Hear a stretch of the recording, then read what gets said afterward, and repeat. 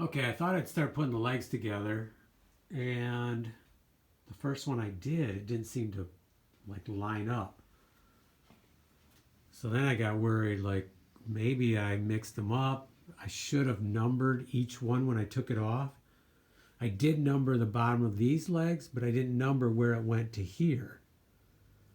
I think what I did was 1 and 2, 3 and 4, or it could have been 1 and 2, 3 and 4. So I then said, okay, I got to go around. I got to get them all on, take the bolts, and just line everything up and make sure I got them in the right place before I start finalizing, screwing them all together and everything else.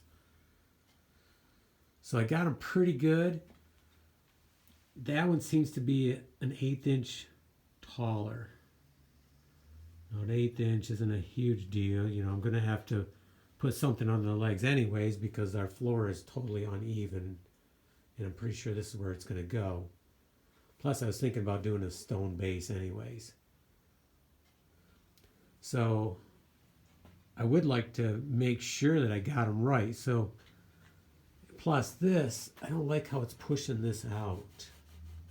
These, you know, I don't think it was made to do that. So it makes me think this leg is wrong.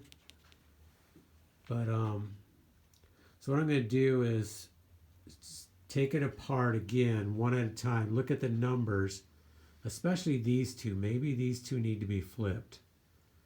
Those two seem to be consistent and good. But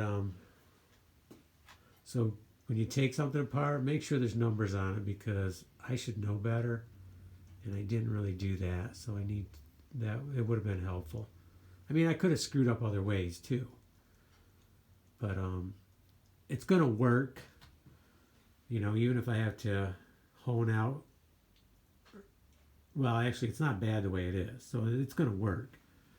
But let me just make sure that it is correct before I start finalizing each leg.